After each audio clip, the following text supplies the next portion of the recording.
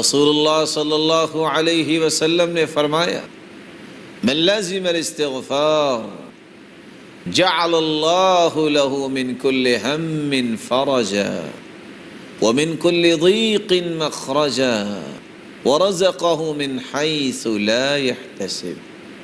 جو استغفار کو لازم پکڑتا ہے، اور دوسری روایت کے لفظ من اکثر الاستغفار، جو کثرت سے استغفار کرتا ہے، جعل اللہ له من كل هم فرجا، اس کی بخشش تو ہوگی قیامت کے دن، اللہ انعامات سے تو نوازیں گے، لیکن دنیا میں بھی اللہ رب العزت اس کے غم کو خوشی میں تبدیل فرما دیتے، ومن كل ضيق مخرجا، اور اس کی تنگی کو آسانی بنا دیتے ہیں، ورزقه من حيث لا يحتسب، اور اللہ رب العزت وہاں سے اس کو رزق عطا کرتے ہیں دنیا میں جہاں سے اس کا گمان بھی نہیں ہوتا۔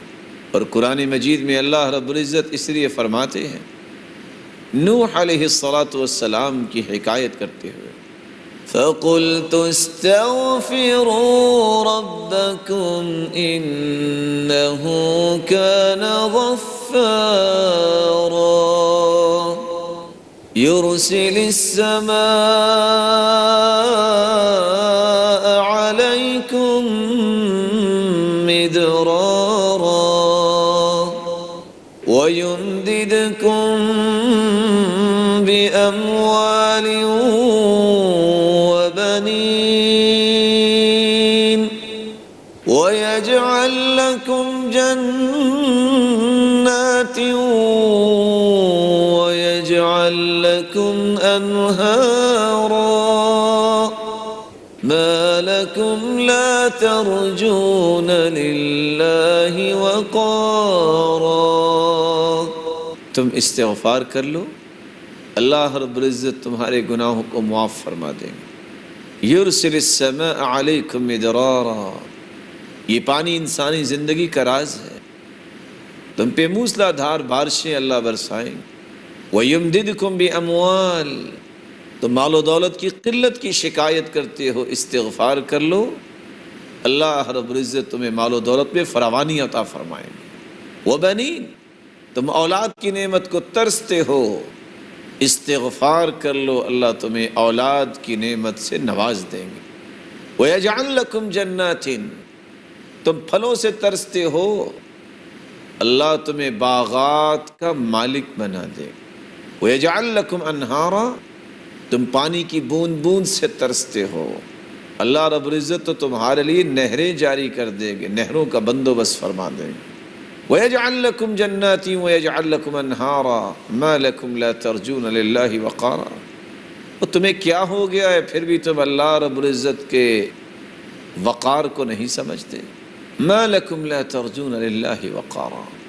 اور دوسری جگہ اللہ رب العزت فرماتے ہیں وَأَنِ اسْتَغْفِرُوا رَبَّكُمْ ثُمَّ تُوبُوا إِلَيْهِ يُمَتِّعْكُمْ مَتَاعًا حَسَنًا إِلَىٰ أَجَلٍ مُّسَمًّى۔ استغفار تم کر لو، جب تک زندہ رہو گے اللہ تمہیں سکون اور وقار کی زندگی نصیب فرما دیں گے۔ استغفار کا فائدہ آخرت میں تو ہے، لیکن دنیا بھی سنورتی ہے۔ اور تیسری جگہ اللہ رب العزت فرماتے ہیں وَيَا قَوْمِ اسْتَغْفِرُوا رَبَّكُمْ ثُمَّ تُوبُوا إِلَيْهِ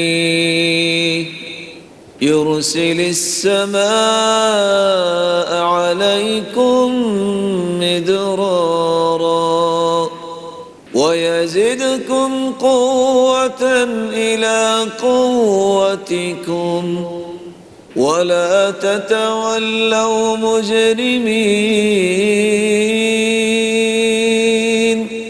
اے میری قوم، اللہ رب العزت ہود علیہ السلام کی قوم کے متعلق حکایت کر رہے ہیں کہ اللہ کے پیارے پیغمبر نے کہا ہے میری قوم استغفار کر لو، اللہ تمہیں موسلا دھار بارشوں سے نواز دیں گے۔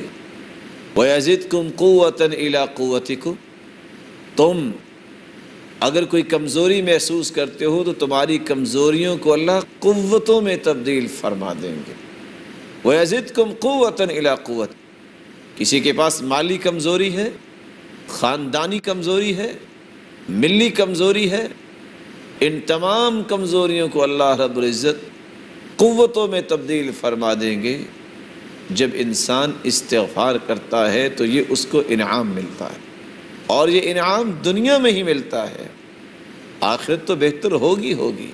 اللہ رب العزت ہمیں عبادت کا مقصد سمجھنے کی توفیق عطا فرمائے، اور یہ یقین کرنے کی توفیق عطا فرمائے کہ عبادت سے آخرت بھی بنتی ہے، اس سے دنیا بھی بنتی ہے۔